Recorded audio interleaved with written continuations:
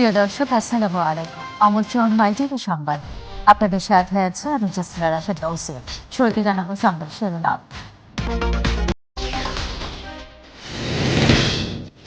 দেশের বিভিন্ন অঞ্চলে মৃদু থেকে তীব্র তাপপ্রবাহ অব্যাহত, 4 জনের মৃত্যু। হিটস্ট্রোক থেকে বাঁচতে বেশি বেশি বিশুদ্ধ পানি পানের পরামর্শ চিকিৎসকদের। 6 দিনের সরকারি সফরে থাইল্যান্ডের প্রধানমন্ত্রী শেখ হাসিনা। লাল গালিচা সংবর্ধনা, দুই দেশের সম্পর্ক উন্নয়নের নতুন মাইলফলক বললেন পররাষ্ট্রমন্ত্রী। উপজেলা নির্বাচনে মন্ত্রী এমপিদের স্বজনরা প্রার্থিতা প্রত্যাহারে দলীয় সিদ্ধান্ত না মানলে কঠোর ব্যবস্থা বললেন ওবায়দুল কাদের। কক্সবাজারে কত রোহিঙ্গাকে ভোটার করা হয়েছে তার তালিকা চেয়েছেন হাইকোর্ট। রোহিঙ্গা সংকট সমাধানে ভারত পাশে আছে বললেন ত্রাণ প্রতিমন্ত্রী। সাভারের রানা প্লাজা ট্র্যাজেডির 11 বছর আজ। ভুক্তভোগী ও নিহতদের স্বজনেরা এখনো পায়নি যথাযোগ্য বিচার ও ক্ষতিপূরণ।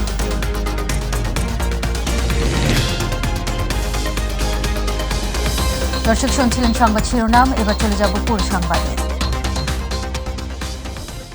শুরুতেই তীব্র দাবদাহ প্রসঙ্গ। দেশের বিভিন্ন অঞ্চলের মৃদু থেকে তীব্র তাপপ্রবাহ অব্যাহত রয়েছে। তীব্র গরমে অসুস্থ হয়ে সারা দেশে আরও 4 জনের মৃত্যু হয়েছে। আবহাওয়া অফিস জানিয়েছে, বুধবার দিনের তাপমাত্রা সামান্য বেড়ে তাপপ্রবাহ আরও বাড়তে পারে। বৃষ্টির সম্ভাবনা না থাকায় মাসের বাকি দিনগুলোতেও তাপমাত্রা ও গরমের অনুভূতি একই রকম থাকতে পারে। তবে তাপমাত্রা আরেকটু বাড়লেও সামনের দিনগুলোতে অতি তীব্র তাপপ্রবাহ হওয়ার সম্ভাবনা কম। তীব্র গরমে পানিশূন্যতা ও হিটস্ট্রোক থেকে রক্ষা পেতে প্রচুর পরিমাণে বিশুদ্ধ পানি পানের পরামর্শ দিয়েছেন চিকিৎসকরা।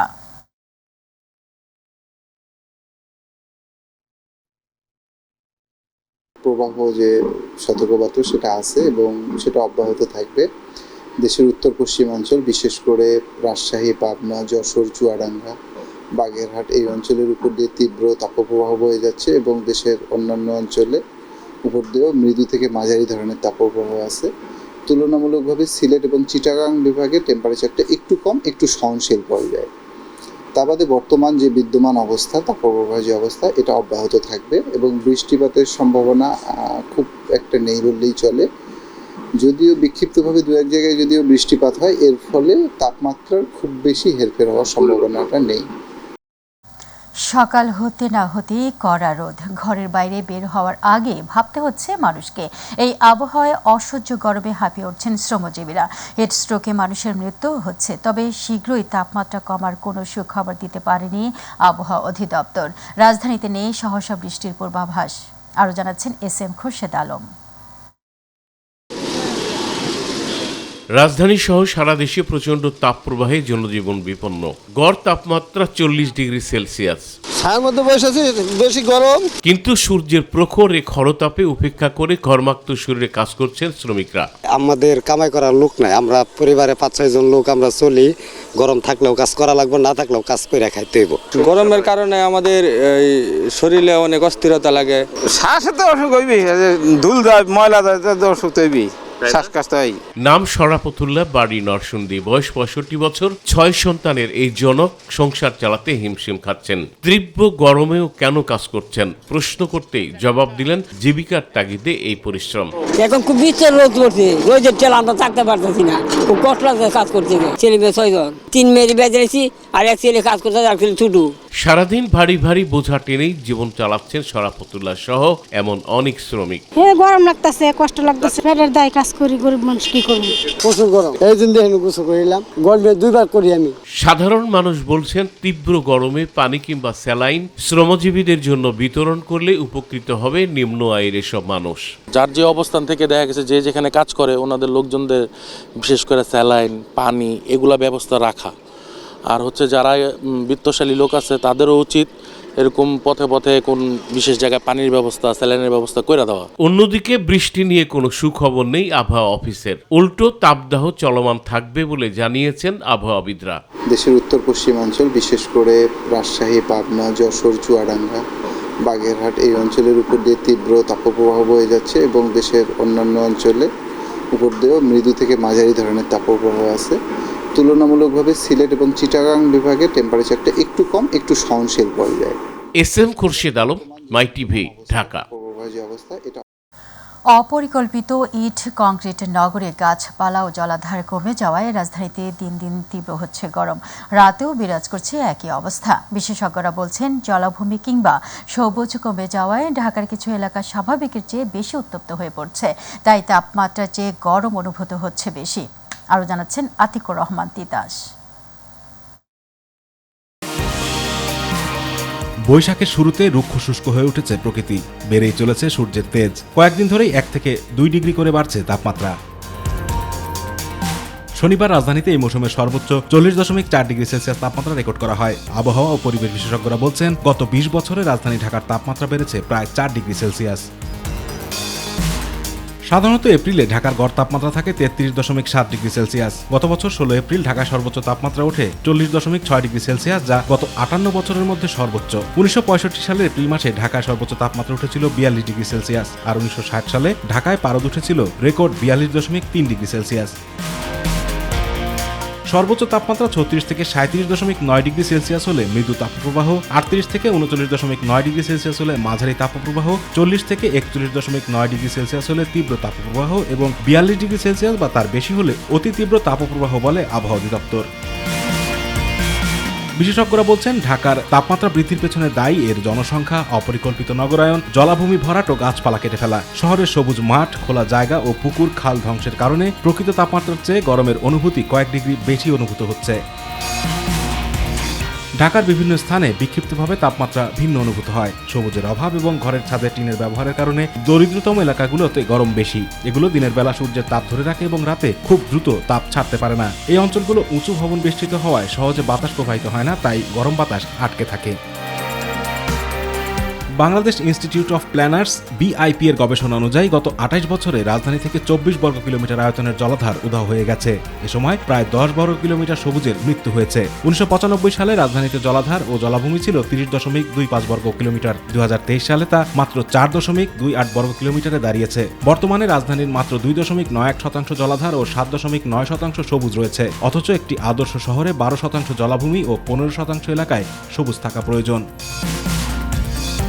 BIPর গবেষণা তথ্য অনুযায়ী যে কোনো শহর এলাকায় কংক্রিটের শতকরা হারের পরিমাণ হওয়া উচিত 40%, যা সর্বোচ্চ 50% পর্যন্ত যেতে পারে। অথচ ঢাকার বেশিরভাগ জায়গায় কংক্রিটের হার 80 থেকে 90%, কোনো কোনো জায়গায় তা 90% ছাড়িয়ে গেছে। ঢাকা শহরের বর্তমান জনসংখ্যা 2 কোটিরও বেশি, যেটি প্রত্যক্ষভাবে তাপমাত্রা বৃদ্ধি করছে। বৃক্ষের ক্রমাগত উজাড়ের কারণে ঢাকা এখন হিট আইল্যান্ড হিসেবে কাজ করে। ঢাকার তাপমাত্রা গরম হওয়ার কারণের মধ্যে রয়েছে জনবহুল নগরী, অপরিকল্পিত নগরায়ন, ভাটার কার্বন, গাড়ির কালো ধোঁয়া ও অতিমাত্রায় এসির ব্যবহার। রাতের বেলা শহরে ডিজেল চালিত ট্রাক চলাচল করায় ঢাকা এখন দূষিত নগরীতে পরিণত হয়েছে। আতিকুর রহমান তিতাস, মাই টিভি।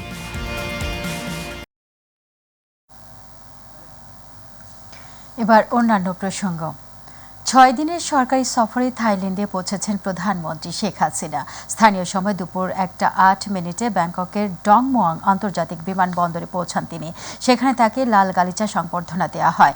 দুই দেশের মধ্যে দ্বিপক্ষীয় সম্পর্ক জোরদার করতে প্রধানমন্ত্রীর এই সফর গুরুত্বপূর্ণ ভূমিকা রাখবে। আরও জানাচ্ছেন SM আরিফ।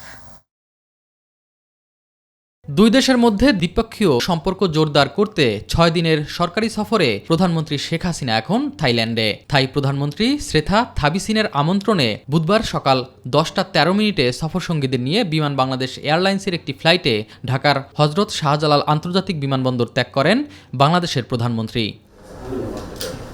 জানুয়ারিতে সরকার গঠনের পর এটি প্রধানমন্ত্রীর প্রথম দ্বিপক্ষীয় সফর। সফরকালে বাংলাদেশের প্রধানমন্ত্রী শেখ হাসিনা থাই প্রধানমন্ত্রী থাবিসিনের সঙ্গে দ্বিপক্ষীয় আলোচনা করবেন এবং জাতিসংঘের এশিয়া ও প্রশান্ত মহাসাগরীয় অঞ্চলের অর্থনৈতিক ও সামাজিক কমিশনের 80তম অধিবেশনে যোগ দেবেন।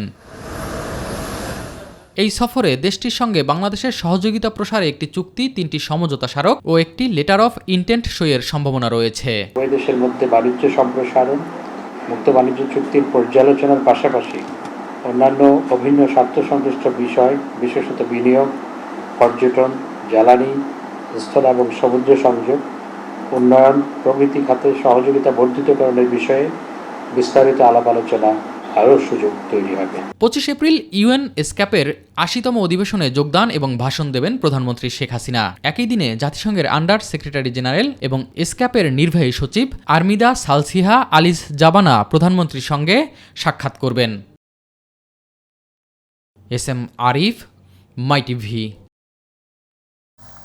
উপজেলা নির্বাচনে মন্ত্রী ও এমপিদের নিকটাত্মীয় এবং স্বজনদের প্রার্থী না হতে দলীয় যে নির্দেশনা তা না মানলে সময় মতো সাংগঠনিক ব্যবস্থা নেওয়া হবে বলে সতর্ক করেছেন আওয়ামী লীগ সাধারণ সম্পাদক ওবায়দুল কাদের। দুপুরে আওয়ামী লীগ সভাপতির ধানমন্ডির রাজনৈতিক এক সংবাদ সম্মেলনে এই কথা জানান তিনি। নির্দেশনা অনুযায়ী ইতোমধ্যে কয়েকজন প্রত্যাহার করলেও অধিকাংশরাই প্রত্যাহার করেননি, তবে নির্বাচনের আগ পর্যন্ত নির্বাচন থেকে সরে যাওয়ার সুযোগ রয়েছে বলে জানান ওবায়দুল কাদের। প্রত্যাহার কেউ কেউ করেছে, কেউ কেউ করেননি। প্রত্যাহার আনুষ্ঠানিকভাবে নির্বাচন কমিশনে যে সময়সীমা, তারপরেও কেউ ইচ্ছে করলে প্রত্যাহার করতে পারে। দলীয় নির্দেশনা অমান্য করলে ডিসিপ্লিনারি অ্যাকশনের বিষয়টা আমাদের পার্টিতে আছে। সময় মতো এর সিদ্ধান্ত অবশ্যই নেওয়া। কক্সবাজার জেলায় কতজন রোহিঙ্গাকে ভোটার করা হয়েছে তার তালিকা চেয়েছেন হাইকোর্ট। আগামী 6 জনের মধ্যে কক্সবাজারের জেলা প্রশাসক নির্বাচন কমিশনকে তালিকা দাখিল করতে বলা হয়েছে। বিচারপতি নাইমা হায়দার ও বিচারপতি কাজী জিনাত হকের হাইকোর্ট বেঞ্চ এই আদেশ দেন। একই সঙ্গে কক্সবাজারের ঈদগাহ ইউনিয়নের 38 রোহিঙ্গাকে ভোটার তালিকা থেকে বাদ দেওয়ার নির্দেশ দিয়েছেন আদালত। এর আগে গতকাল 23 এপ্রিল স্থানীয় ভোটার মোহাম্মদ হামিদুর রহমানের পক্ষে সুপ্রিম কোর্টের আইনজীবী মোহাম্মদ সিদ্দিকুল্লাহ মিয়া একটি রিট দায়ের করেন। রোহিঙ্গা সংকট সমাধানে ভারত সব সময় বাংলাদেশের পাশে আছে। তারা বাংলাদেশকে সমর্থন দিচ্ছে, ভবিষ্যতেও তা অব্যাহত রাখবে বলে জানিয়েছেন দুর্যোগ ব্যবস্থাপনা ও ত্রাণ প্রতিমন্ত্রী মহিবুর রহমান। সচিবালয়ে ভারতীয় হাই কমিশনার প্রণয় ভার্মার সঙ্গে বৈঠক শেষে তিনি সাংবাদিকদের এই কথা জানান। তিনি জানান, বাংলাদেশের ঝুঁকিপূর্ণ এলাকাগুলোতে ঘূর্ণিঝড় আশ্রয় কেন্দ্র নির্মাণে সহায়তা করবে ভারত। তবে পরে ভারতীয় হাই কমিশনার বলেন, জলবায়ু পরিবর্তন, প্রাকৃতিক দুর্যোগের ক্ষেত্রে প্রতিবেশী দুই দেশের মধ্যে সম্পর্ক রয়েছে, তাই এসব ক্ষেত্রে ভারত বাংলাদেশ একসঙ্গে কাজ করতে পারে। Bangladesh are prone to similar kinds of natural disasters, and therefore this is a very natural area for our cooperation. We also discussed how we can help Bangladesh in building some of cyclone shelters in vulnerable areas. And I'm very happy that Honorable Minister was supportive of all the initiatives that we discussed, and we look forward to good implementation of the understandings that we have. জলবায়ু climate ইস্যুতে বাংলাদেশ আর জানেন ইন্ডিয়ার একই পরিবেশে একরকমই প্রকৃতি, geological কন্ডিশনও same. সুতরাং আমরা ভবিষ্যতে ঐক্যবদ্ধভাবে সমস্যা মোকাবেলার জন্য ঐক্যবদ্ধভাবে কাজ করব।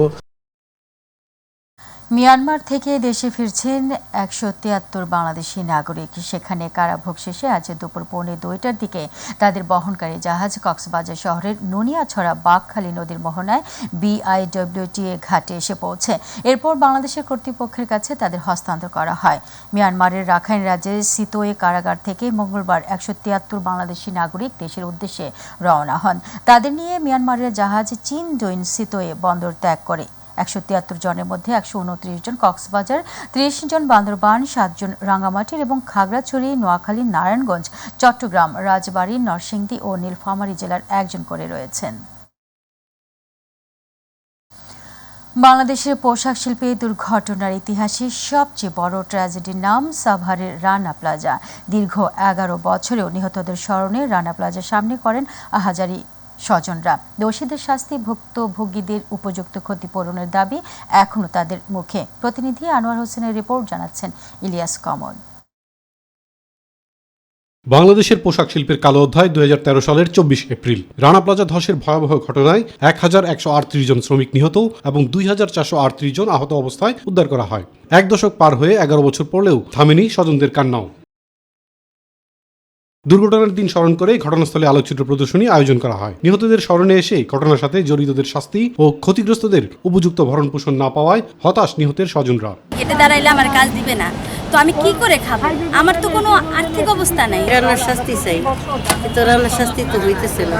আত্মীয় স্বজন বা মারা গেছে, তাদের কোনো বিচার পাইনি। আমরা মানুষের দুয়ারে দুয়ারে ঘুরি, কিন্তু আমরা চাই আমাদের পুনর্বাসন, আমাদের ক্ষতিপূরণ, আমাদের সুচিকিৎসা, খুনিদের শাস্তি, এটাই আমার দাবি। যারা মারা গেছেন বা যারা এখনো ইনজুরি হয়ে বেঁচে আছেন, তাদের যে প্রাপ্তিটা এখনো পায়নি। রানার যে শাস্তিটা হওয়ার কথা সেটা এখনো হয়নি, এবং তাদের সরকার বাদী হয়ে রানার বিরুদ্ধে একটা ব্যতিক্রম ধর্মে একটা বিচার করা উচিত। বিচার দীর্ঘায়িত হওয়া ও উপযুক্ত ক্ষতিপূরণের জন্য পুরনো আইন বদলেরও দাবি জানান পোশাক শ্রমিকদের অধিকারের দাবি জানানো সংগঠনগুলো। আমাদের শ্রমিকদের জন্য আমরা ভিক্ষা না, আমরা অধিকার চাই। একটা শ্রমিক যখন বেঁচে থাকলে সে আজীবন কাজ করে আজীবন ইনকাম করত, এর জন্য তাকে এক জীবন সমান ক্ষতিপূরণ দিতে হবে। যে ক্ষতিপূরণের আইন আছে আমরা মনে করি সেটা যথেষ্ট না। 13 সালে সেটা ছিল 1 লাখ থেকে 1.5 লাখ, এখন 2 লাখ থেকে 2.5 লাখ। আমরা মনে করি এটা মোটেই যথেষ্ট না এবং সম্মানজনক না। আমরা মর্যাদাপূর্ণ ক্ষতিপূরণের আইন চাই।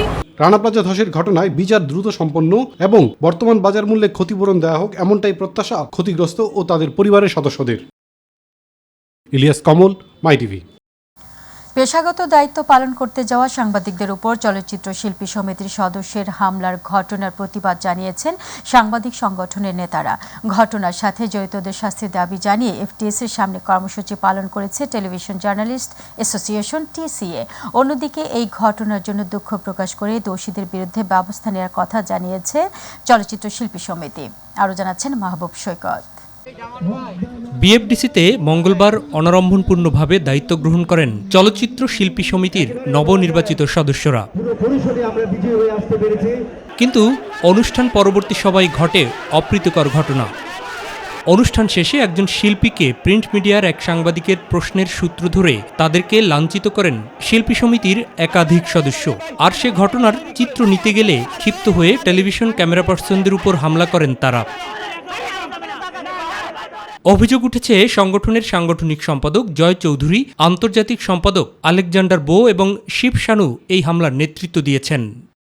এতে প্রায় 10 জন আহত হয়েছেন, যাদের বিভিন্ন হাসপাতালে চিকিৎসা দেওয়া হচ্ছে। পেশাগত দায়িত্ব পালনকালে এ ধরনের হামলার নিন্দা জানিয়ে বিএফডিসির সামনে মানববন্ধনের আয়োজন করে টেলিভিশন ক্যামেরা জার্নালিস্ট অ্যাসোসিয়েশন। কর্মসূচিতে সংহতি প্রকাশ করে দোষীদের শাস্তির দাবি জানান বিভিন্ন সাংবাদিক সংগঠনের নেতারা। আমাদের সাংবাদিক ভাইদের উপরে হাত তুলেছে, রক্তাক্ত করেছে, তাদের অবশ্যই বিচার করতে হবে। অনতি বিলম্বে তাদের বহিষ্কার করেন আর আইনের হাতে তাদেরকে ছেড়ে দেন। এদিকে এ ঘটনায় দুঃখ প্রকাশ করে বিবৃতি দিয়েছেন চলচ্চিত্র শিল্পী সমিতির নবনির্বাচিত সভাপতি মিশা সদাগর এবং সাধারণ সম্পাদক ডিপজল। বিবৃতিতে প্রকৃত দোষীদের বিরুদ্ধে ব্যবস্থা নেয়ার আশ্বাস দেওয়া হয়েছে। মাহবুব সৈকত, মাই টিভি, ঢাকা। বাংলাদেশ বধির ক্রীড়া ফেডারেশনের উদ্যোগে 60টি দেশের প্রতিযোগিতা নিয়ে শুরু হতে যাচ্ছে 6 দিনব্যাপী এখন এশিয়া প্যাসিফিক একক বধির দাবা আন্তর্জাতিক প্রতিযোগিতা 2024।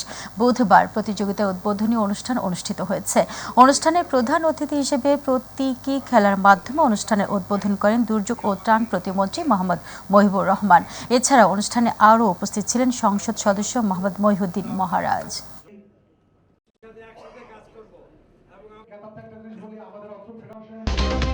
দর্শক, এই ছিল এখন তার আয়োজনে। ধন্যবাদ সাথে থাকার জন্য। এছাড়া ইউটিউবে মাই টিভি সংবাদ পেতে ভিজিট করুন ইউটিউব/মাই টিভি এবং আমাদের সকল অনুষ্ঠান দেখতে ভিজিট করুন ইউটিউব/মাই টিভি বাংলা, ফেসবুক/মাই টিভি বাংলা। আমাদের পরবর্তী সংবাদ দেখার আমন্ত্রণ জানিয়ে দিচ্ছি। আল্লাহ হাফিজ।